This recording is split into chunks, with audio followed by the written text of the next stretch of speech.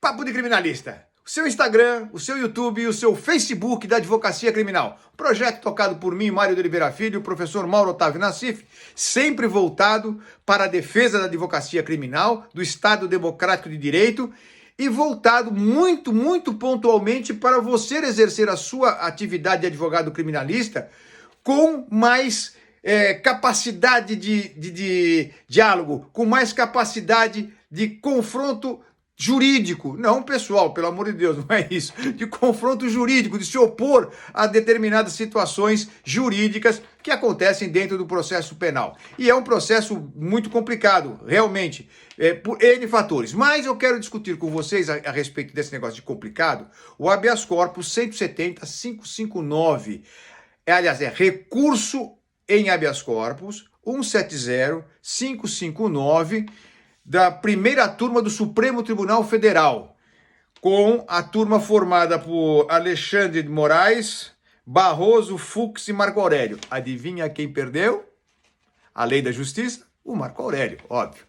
Novamente o trio atuou de maneira incisiva, revendo um habeas corpus em recurso, né, no qual se discutia o seguinte fato: caso de júri. Jurados votaram ao primeiro e ao segundo quesitos, sim, aceitando aquela situação fática. Quando chegou no terceiro quesito, os jurados absolveram o réu. Muito bem. O Ministério Público, então, recorreu, dizendo que os jurados votaram contra a prova dos autos. Eu não conheço a questão de fato dos autos originais, mas estou lendo e analisando tecnicamente a decisão do Supremo Tribunal Federal. Muito bem. O que os ministros do Supremo, Alexandre de Moraes, o Barroso e o Fux, eles entenderam que pode sim mandar o réu a novo julgamento por julgamento manifestamente contrário à prova dos autos. Ora, os jurados, eles não fundamentam o seu voto. Eles votam de consciência.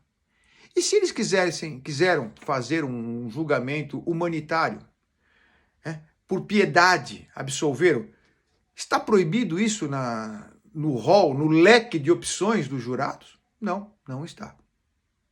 E mais, como é que você vai analisar essa questão de fato sem entrar na cabeça do jurado, sem entrar no coração do jurado, no psicológico do jurado? Por que o jurado absolveu? Porque não interessa.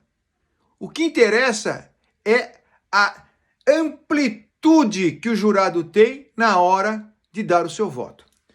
Mas o que me chamou muito a atenção foi o voto divergente e que acabou virando tudo isso aí, do ministro Alexandre Moraes. Ele diz o seguinte, lá pelas tantas, que pode sim ter recurso de apelação em caso de júri, quando o réu é absolvido por alegação de julgamento manifestamente contrário à prova dos autos. Eu peço a atenção dos queridos amigos agora.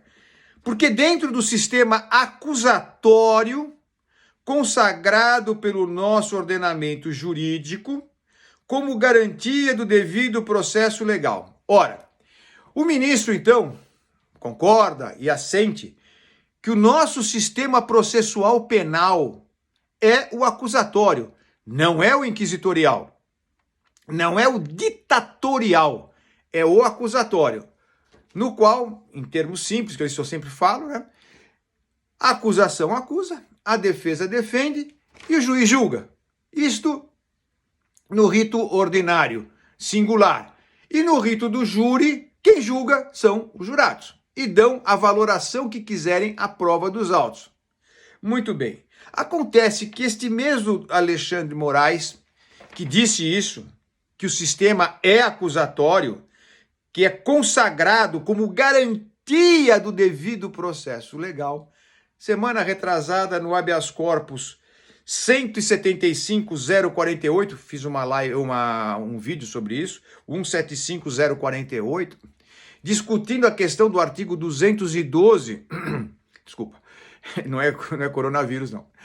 Discutindo a validade do artigo 212, o ministro negou vigência a esse artigo, dizendo que o juiz pode sim passar por cima do enunciado do artigo 212 e assumir o papel protagonista de produtor da prova, substituindo a acusação. Então é o juiz acusador-julgador. E neste habeas corpus 175048, ele se contradiz, ele passa por cima, ele faz tábua rasa do julgamento que ele fez do outro habeas corpus, o 111.815, famoso, em que ele mesmo diz que, como promotor de justiça, ele havia feito milhares de audiências criminais e que ele via, sim, que o desrespeito ao artigo 212 causava prejuízos, que muito mais do que de um aspecto inquisitorial, era um aspecto ditatorial, e a tomada do depoimento das testemunhas pelos magistrados podia sim influenciar no desfecho da causa. Então nós temos aqui 3 decisões do senhor Alexandre de Moraes, o ministro do Supremo Tribunal Federal, se contradizendo. Esta instabilidade jurídica e esta flexibilização, nós notamos o quê? Uma coisa muito importante, que sempre se flexibiliza contra a Constituição Federal. Se flexibiliza, principalmente no caso do júri, em que é garantido pela Constituição Federal, o caso do júri, garantindo a amplitude de defesa e dando a soberania ao jurado, soberania. Mas o Alexandre de Moraes, no entendimento solipsista, entendeu que não é assim e derruba a Constituição Federal, invade a legislação infraconstitucional e, acompanhado pelo ministro Barroso e pelo ministro Fux, e derrubam uma decisão dos conselhos de sentença. Tempos contraditórios, tempos difíceis em que a advocacia criminal precisa estar cada vez mais preparada intelectualmente, tecnicamente, culturalmente, para enfrentar esses desafios que vêm da Suprema Corte.